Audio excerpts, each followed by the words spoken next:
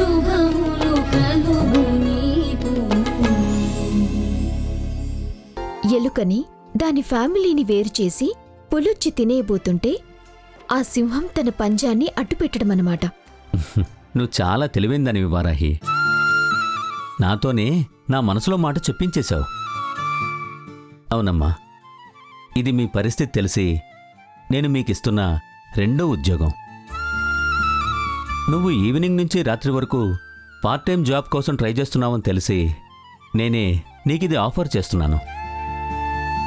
Evening school అయిపోయాక నువ్వు మా ఇంటికి వచ్చావనుకో, 2-3 గంటలు ఇంటి దగ్గరే అకౌంట్స్ చెక్ చేయొచ్చు. సార్ నేను చూడమ్మా, నేను నిన్ను ముందే ఒక మాట అడిగాను, నీకు నేనంటే గౌరవం ఉందా అని. సార్ అది నాకు నువ్వు ఎస్ ఆర్ నో చెప్పే ముందు ఇందాక నేను చెప్పిన మాట మైండ్లో పెట్టుకుని ఆన్సర్ చెప్పు. సార్ ఒక మాట వారాహి, నేను నీకు పార్ట్ టైం జాబ్ ఇస్తుంది కేవలం అకౌంట్స్లో నీకున్నటువంటి స్ట్రాంగ్ గ్రిప్ వల్ల, ఇంకా నీ సిన్సియారిటీ మీద నాకున్న నమ్మకం వల్ల మాత్రమే. అంతకు మించి వేరే రీజన్స్ ఏమీ లేవమ్మా.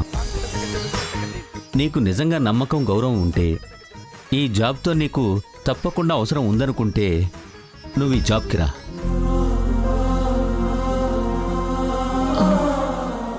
సార్ నేను వెంటనే సమాధానం చెప్పలేను, కొంచెం ఆలోచించుకోవాలి. అలాగేనమ్మా, ఆలోచించుకో.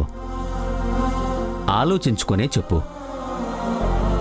సాటి మనిషికి కష్టం వస్తే ఇచ్చగలిగే స్థితిలో ఉండి కనీస సాయం చేయలేకపోయానే అని బాధ నేను జీవితాంతం పడకుండా నీ సమాధానం ఉంటుందని అనుకుంటున్నాను.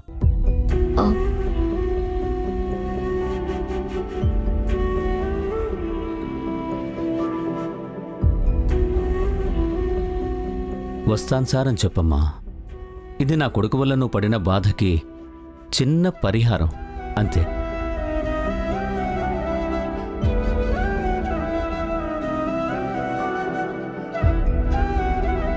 డాడ్, చాలా థ్యాంక్స్ డాడ్. వారాహికి పార్ట్ టైం జాబ్ ఆఫర్ ఇచ్చి చాలా మంచి పని చేశారు. రేయ్, నేను వారాహికి జాబ్ ఇస్తుంది నీకోసం కాదురా, తనకొచ్చిన కష్టాన్ని తీర్చడంలో కొంత సాయపడదామని. నేను తన కష్టాన్ని మొత్తంగా తీర్చాలని ట్రై చేశాను, కానీ తను ఒప్పుకోలేదు కదా. ఎలా ఒప్పుకుంటుందిరా? ఆత్మాభిమానం గల ఏ పిల్ల ఒప్పుకోదు. వారాహిలా పద్ధతుల మధ్య పెరిగిన అమ్మాయి అస్సలు ఒప్పుకోదు. డాడ్, ఎప్పుడు నేనేదో పెద్ద తప్పు చేసినట్టు మాట్లాడతారేంటి? తనతో ఫ్రెండ్షిప్ చేస్తానని కదా నేను అంది. చరణ్, తనకిష్టం లేకుండా తన మనసును డిస్టర్బ్ చేసే రైట్ నీకు లేదు. నేను నీకు చాలాసార్లు చెప్పాను. అది ఫ్రెండ్షిప్ పేరుతో అయినా ప్రేమ పేరుతో అయినా.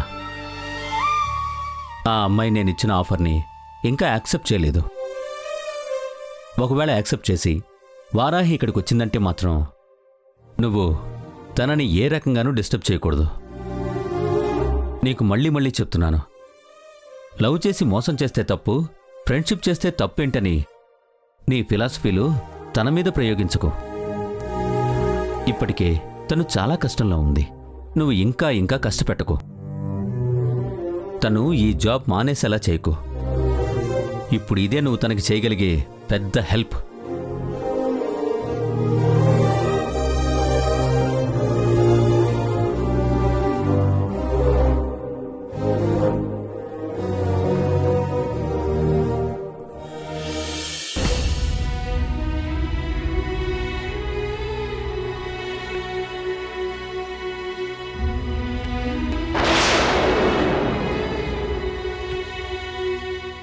చూసావా, వచ్చేసింది.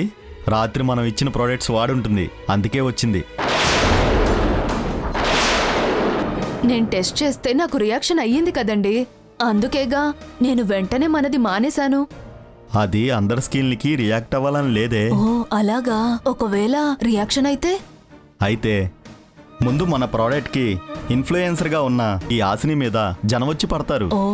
వాళ్ళు మన మీదకి వచ్చేలోపు మనం బోర్డు తిప్పేసి ఇక్కడి నుంచి జంప్ అయిపోతాం. ఓ ఇక్కడొచ్చిన లాభాలతో వేరే ఊర్లో వేరే పేరుతో ఫామ్ రిజిస్టర్ చేసి అక్కడ ఇంకొంచెం బెటర్ ప్రోడక్ట్ తయారు చేసి అమ్ముదాం. సరే సరే, ముందు వీడియో షూట్ చేయాలి. పద ఓకే పద వెళ్దాం. సరే పదండి. Hi madam. హాయ్ హలో అమ్మా. సార్. హాయ్ హాసిని. మీరు తయారు చేసిన ప్రొడక్ట్ ని నేను రాత్రి వాడి చూశాను. ప్రొడక్ట్ చాలా బాగుంది. సరే అమ్మా, షూట్ మొదలు పెడదామా? అలాగే అండి. ఓకే.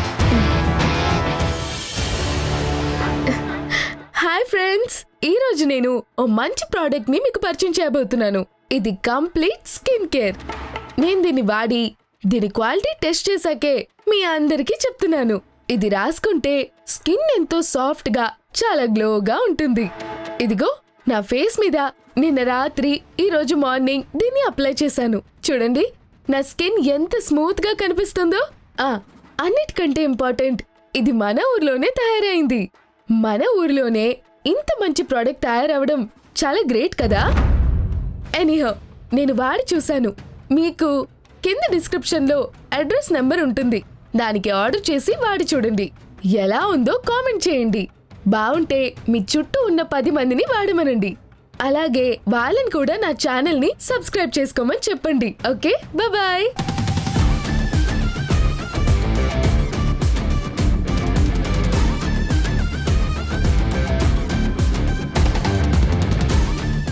చాలా బాగా చెప్పావమ్మా. నువ్వు ఏం చెప్పినా నిజమే చెప్తావని జనాల్లో బాగా నమ్మకం ఉంది. ఆ నమ్మకం మా బిజినెస్ కి పునాది అవుతుందమ్మా. ఓకే అండి, థ్యాంక్ యూ. నేను ఇంకా బయలుదేరుతాను. సరేనమ్మా, రేపు మళ్ళీ ఇంకో వీడియో తీద్దాము. త్వరగా వచ్చేసేయ్. సరే అండి, రేపు ఇదే టైంకి వస్తాను. అలాగేనమ్మా.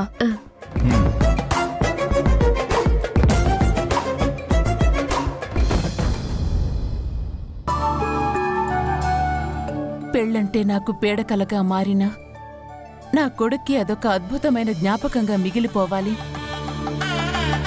నేను పోగొట్టుకున్న సంతోషాలన్నీ నా కొడుకు కళ్ళల్లో చూసుకోవాలి.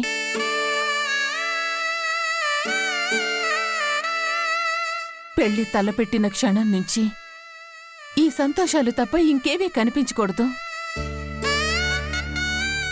నా కొడుక్కి పెళ్లి బట్టల డిజైనింగ్, నగల డిజైనింగ్, మండపం సెలక్షన్, శుభలేఖల డిజైనింగ్, నా కోడలికి ఇవ్వబోయే నగల డిజైనింగ్, శారీస్ డిజైనింగ్, అబ్బో ఎన్ని పనులో! ఆ పనులన్నీ ఏ డిస్టర్బెన్స్ లేకుండా ప్రశాంతంగా ఆనందంగా జరగాలి. కానీ ఇప్పుడు అలాంటి పరిస్థితి ఏమైనా ఉందా బాబాయ్? ఎంత బలవంతుణ్ణైనా ఒక చిన్న దోమ చాలా చిరాకు పెడుతుంది, బాధ పెడుతుంది. నన్ను, మిమ్మల్ని కూడా కృష్ణ తులసి అనే దోమ డిస్టర్బ్ చేస్తుంది కదా బాబాయ్.